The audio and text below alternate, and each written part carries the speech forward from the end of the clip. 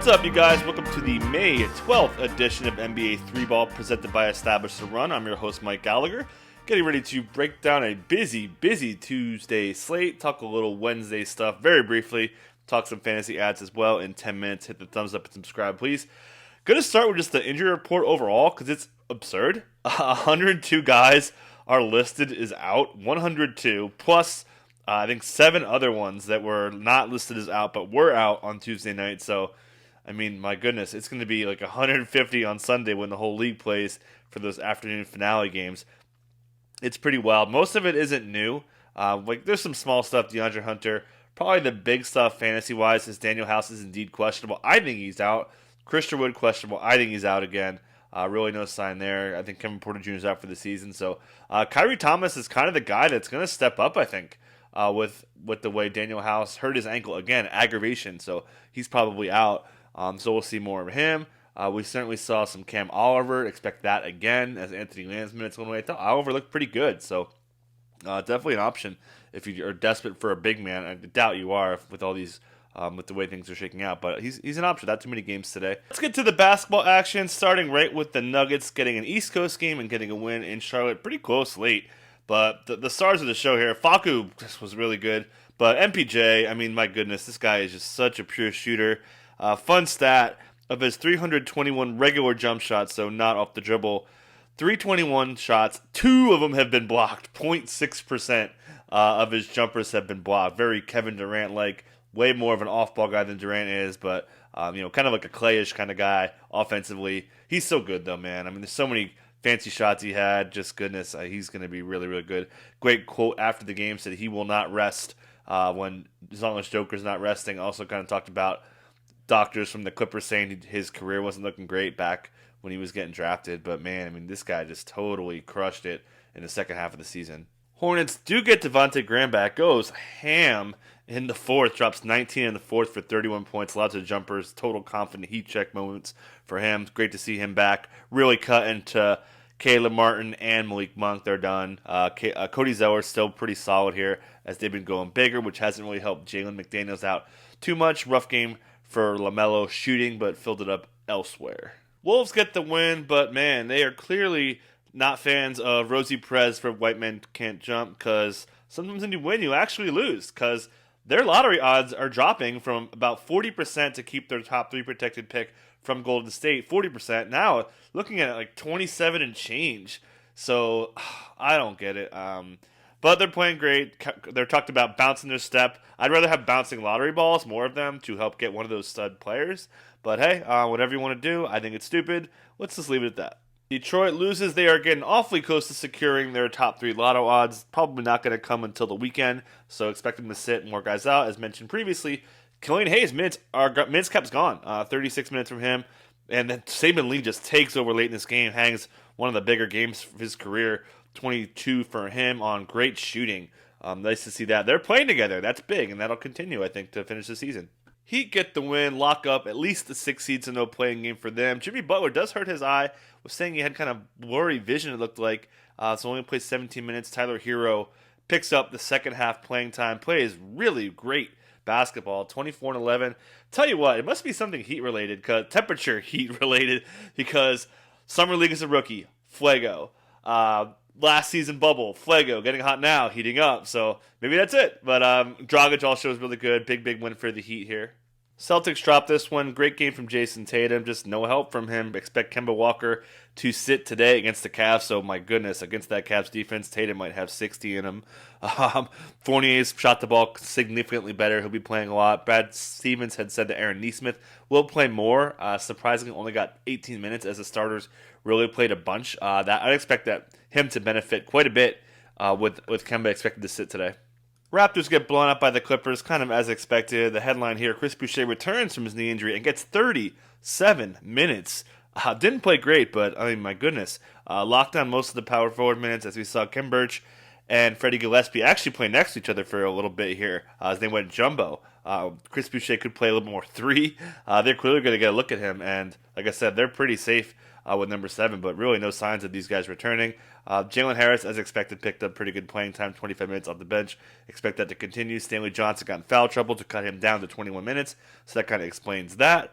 Other than that, Gary Trent, horrible game, but he'll probably be managed a little bit going forward to get a look at some of these other guys. Pacers get a much-needed win here. No Joel Embiid, no Aaron Holiday, and Shake Milton also a scratch like Holiday was. But yeah, they're two stars. I mean, Nate Bjorkman has constantly talked about how it is the Sabonis and LeVert show, and that was it again. Sabonis again with the stupid assists.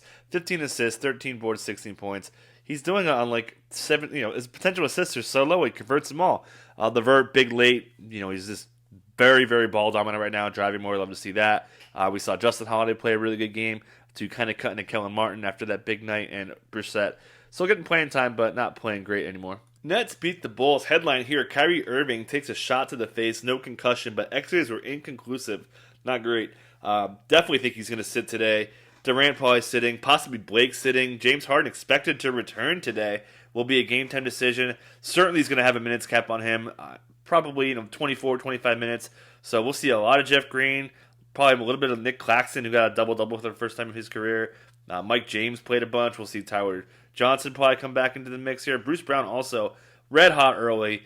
15 in the first half. Finishes with a double-double. He'll be looking at more playing time with a lot of guys likely out. Bulls drop this one here as Vooch kind of got shut down a little bit by the Nets post defense. Levine obviously goes off for 41, chucking, and we know when he's on, he's on. Kobe White got some late shots here to get turned into a decent line as well. The Grizzlies just smack Dallas. John Morant, fantastic game, one of his better games of the season. Dylan Brooks also two-way awesome game from him. Bench performed. The headline for the bench to me is Justice Winslow's done, dude. He's got like nothing left. He's getting passed up by everybody right now. David Tillman filled in for Valanciunas. It was probably back-to-back related. Jaren Jackson Jr. also rested for the back-to-back, so we saw this small lineup. Expect Jackson to start in the next one. Mentioned Dylan Brooks' defense. He really did a good job on Luka. Luka had one of his worst games of the season here. Besides that, nothing really to say. J.J. Redick did hurt his heel. He's going to miss at least one game to open up a little bit more playing time for maybe Brunson, maybe Josh Green. We'll see what the Mavs do on this back-to-back. Magic actually make it a pretty close game with the Bucks, but they do drop at 114-102. Mo Wagner's been a revelation on this new front court. Been getting a ton of playing time, so nothing to say there. Wendell Carter Jr. does return. That kind of came out of the blue with Donta Hall backing him up. Expect Mo hopefully to be back soon, but if not, Wendell could maybe have a nice little bounce back after missing time for an eye issue. Kings get the win without Marvin Bagley on top of Halliburton and no Fox. Really, their whole starting five stepped up pretty well here. Buddy Hield was hobbled during the earlier parts of the day. Comes in there and puts up 21. Looked fine.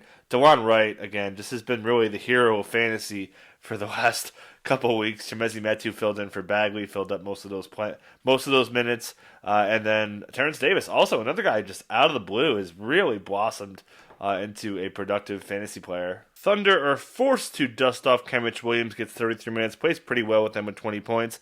Darius Baisley plays big minutes, 35 minutes as well. And Pokashevsky, also not surprisingly, plays 32 minutes. If they're going to miss Dort and Jerome and Maladon and Shea, they're going to have to play those three guys I just mentioned quite a bit. Roby as well will be looking at a lot of playing time as they kind of mix and match their way for the rest of the minutes. Warriors get the win. 8-man rotation again. Not a lot of fantasy analysis here, but Andrew Wiggins, man, in honor of Andrew Wiggins, how bad could it be for the Warriors to get a first-round upset? I'm going to probably take that bet, whoever they play, whether it's the Jazz or the Suns. They're playing so well since they've lost Wiseman and Oubre. Talk about addition by subtraction. That's it. This rotation looks great. JTA's balling. Jordan Poole, again, big shots late for him. It's pretty awesome. Lakers get a big overtime win over the Knicks. Taylor Horton-Tucker, the hero here. Also injuries, we've got Alex Caruso hurt. He may miss time. They are running out of point guards right now. They need to get people back. LeBron should return today based on reports. They were wrong on those reports earlier. But AD playing 43 minutes certainly looks cleared for a big playing time. Drummond played pretty well as well in a tough matchup against the Knicks. Knicks dropped this one. Just Derrick Rose and Julius Randle carried this team. And Tibbs will play his guys big minutes. That's very clear. They very much want to be in a 4-5 matchup, not a 6 versus the Bucks or the Nets. To the ads page, just a lot of guys that may be obvious. I don't know where your league's at, but Devontae Graham, Terrence Davis, Mo Wagner, Pokashevsky. Bruce Brown, especially playing today. Killian Hayes, RJ Hampton, Jeff Green, Justin Holiday. I put those guys in order on purpose, so screenshot that if you want. Guys that aren't so obvious, Nick Claxton, I think he's a great pickup. I think guys are resting today. Aaron Neesmith's going to play a lot today without Kemba sitting. Chimezi Metu, expect him to play a lot. Don't know what's up with Bagley. Saban Lee also looks like he's set for big playing time. Same with Sekou Demboya as the Pistons tank it up. That's it. Catch you next time.